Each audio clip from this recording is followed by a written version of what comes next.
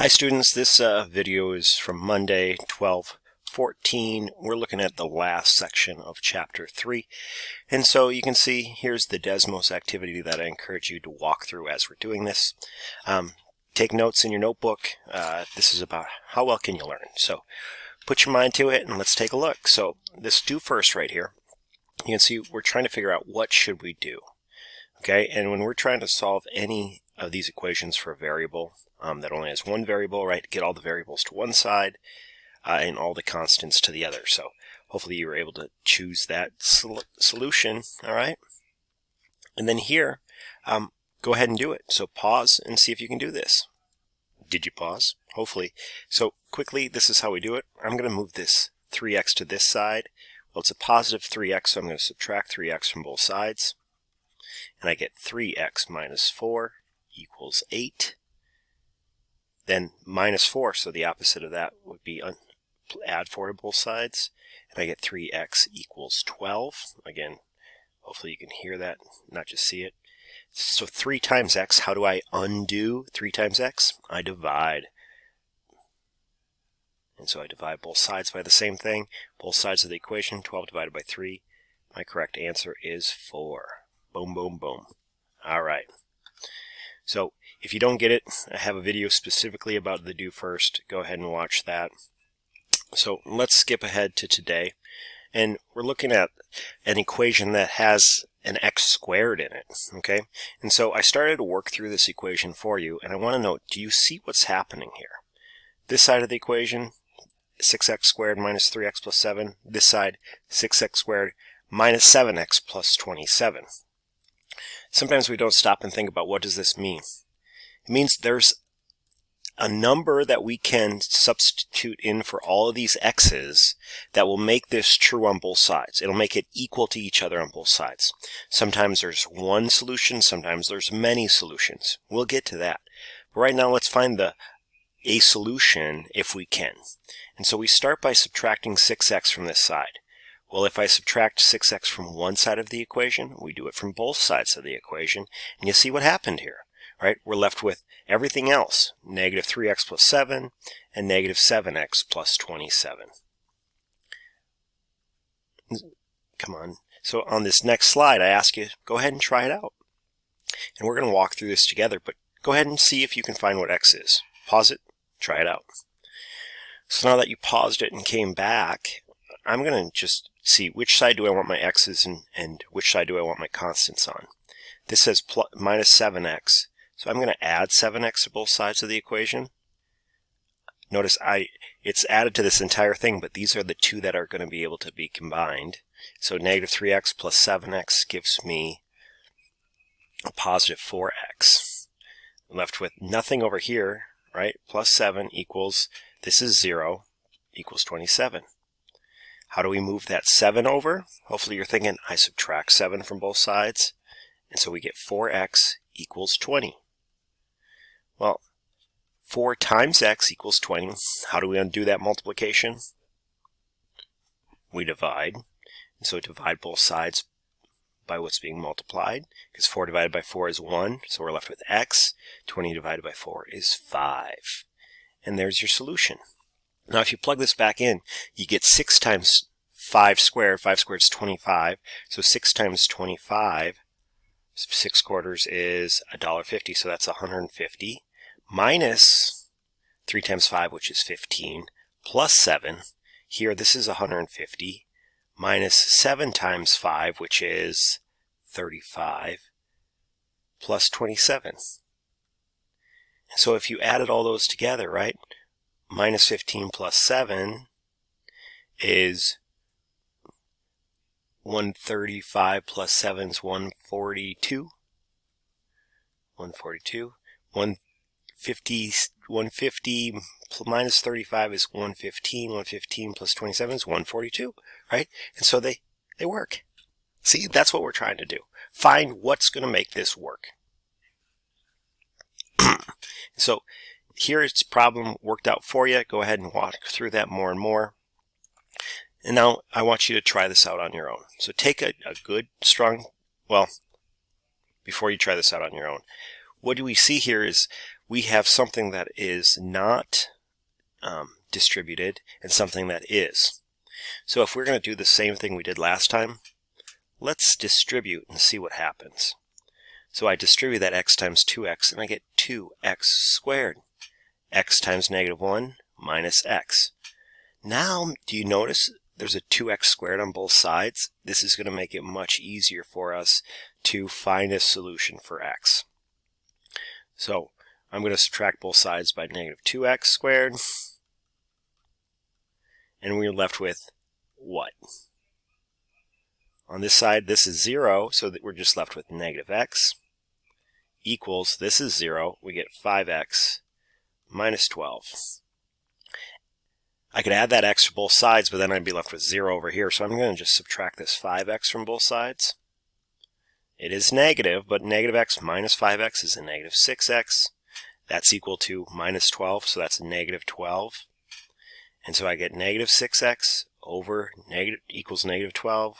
So I'm going to divide both sides by -6. Negative divided by a negative is positive, so we get x equals 2. All right, I know I said you were going to do this one, but you can. All right? So I want you to try this one out all on your own. All right? Give it a shot. Well, in the world of pause and start again, hopefully you took a second to walk through this. You entered in your answer and you got 2. All right, you can always take that back in, test it, make sure it's correct. Because if you went up here, you get 2 times 3 is 6. This would be 4. 4 plus 10 would be 14 minus 12. So 2 squared is 4. 4 times 2 is 8. 8 plus 10 is 18. 18 minus 12 is 6. So you get 6 equals 6. If you plug those back in, which says, yeah, that solution works. All right, keep going. All right, let's clear that out. I want you to go ahead and try this one. Notice if you multiply first that 4x times x and that 4x times 2, you're going to end up with something that will eliminate this 4x squared. So pause, take a moment and walk through that. No, seriously, pause. All right, you ready to try it? All right, so here's the solution. Right, when I multiply that out, I could see I could take away 4x from both sides. And then I'm left with -5x plus 26 equals 8x. I'm going to add the 5x to both sides, and I get 26 equals 13x.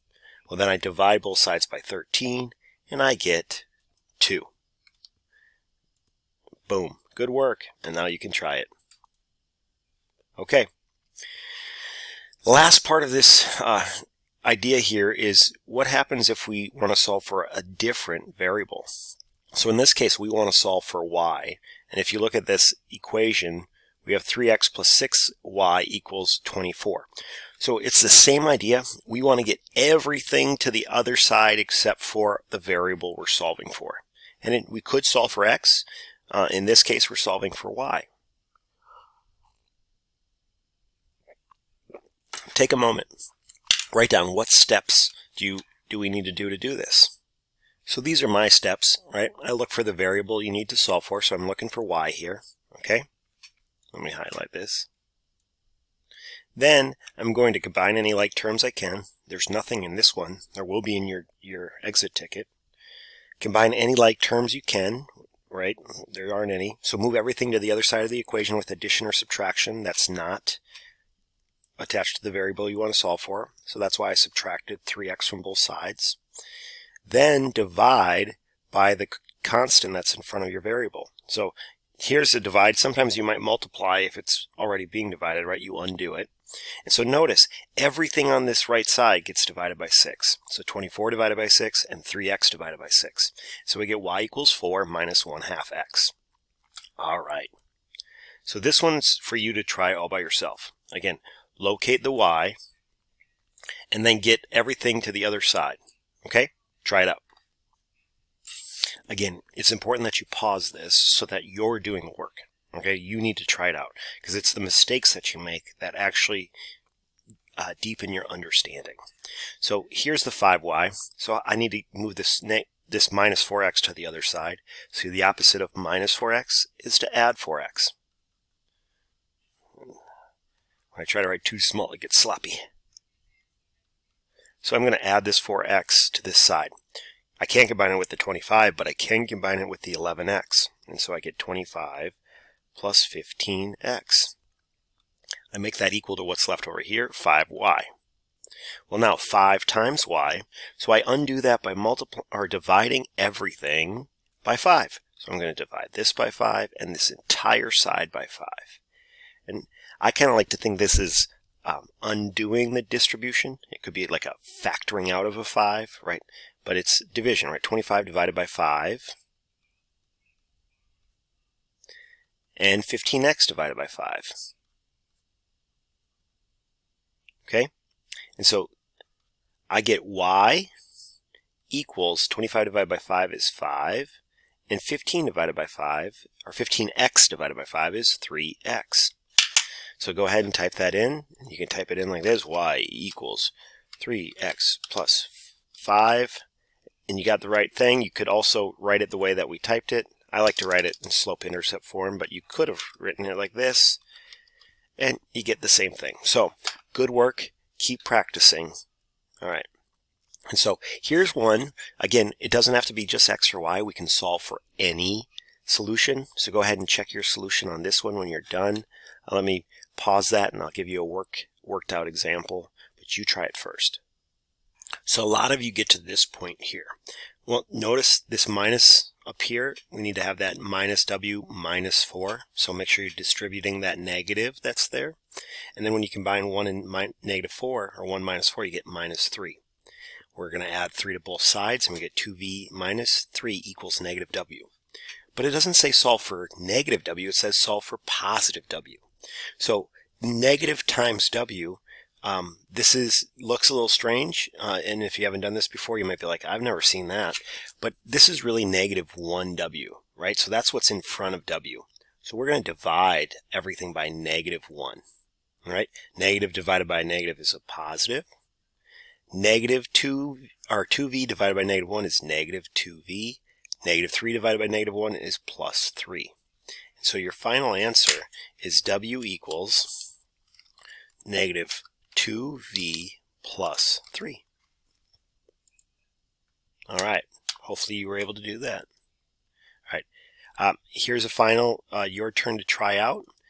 Then there's some challenge questions here. Go ahead and try those out and ask your...